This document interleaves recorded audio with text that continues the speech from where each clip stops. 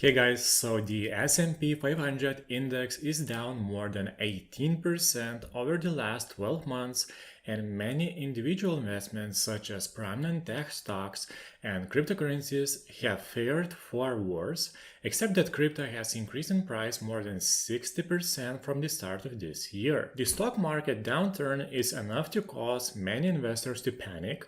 However, the most market experts will tell you to do the exact opposite. But before this video, guys, please like this video and subscribe to my channel, as it keeps me motivated to create these videos for you guys. So let's start. A down market is actually an ideal situation for a relatively new and young investor who has signed up for a dollar cost averaging approach. Dollar cost averaging is a classic long-term investing strategy that involves investing a set amount of money into your portfolio at regular intervals. Statistically, the stock market is up in 73% of calendar years since World War II. So you have to think that if the market is down 1 year, it's likely to be up in the next year. In the short term, there is no telling whether the stocks will bounce back or not, but over the long periods, the broad stock market has reliably trended upward. So buying stocks while they're trending downward means that you are buying stocks with a discount. Historically, investors haven't had to wait long to recover from the sort of down market we find ourselves in now. In the 10 times that's happened since 1945, the market has bounced back to break even in 27 months on average. Understanding the speed with which the market recovers from deep sell-offs can allow investors to use stock market history to their advantage.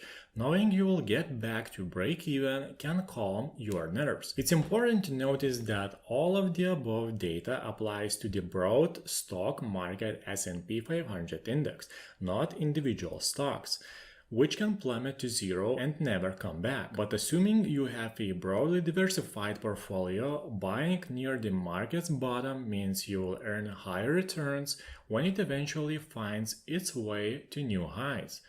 That isn't to say that this market has necessarily found its bottom. In short term, it could bounce back up from here or continue to fall. That's where dollar cost averaging can come in handy by taking market timing out of the equation. By consistently putting the same amount of money into a broadly diversified portfolio, you will guarantee that over time you will buy more shares when they are cheaper and fewer when they are expensive.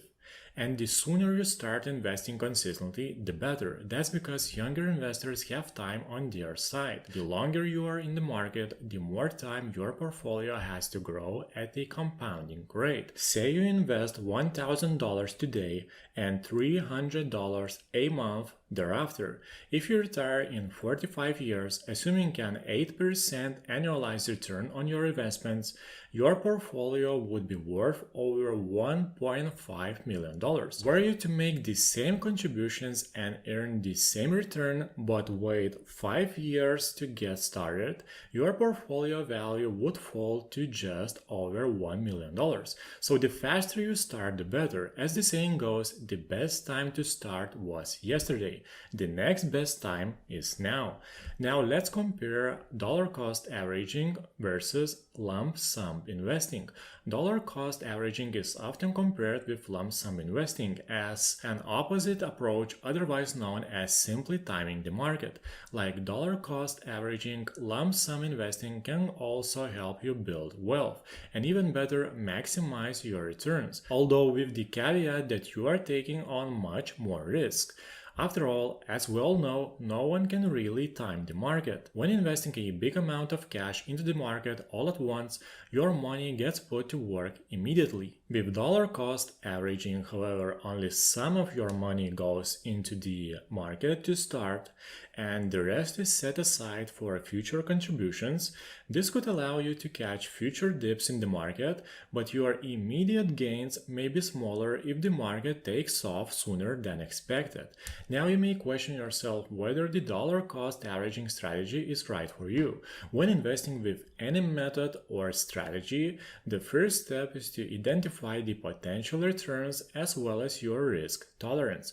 Though you may get better returns over time with lump sum investing, it's not a good idea for those looking to lower their short-term downside risk, since the potential for loss is greater if the market will be going down right after your investment. Have you already started investing, and do you prefer lump sum investing or dollar cost averaging? Leave your comments down below. So guys, if you like this video, please press thumbs up and subscribe to my channel. Your likes keep me motivated to create these videos for you guys. Thank you for watching and see you in the next video.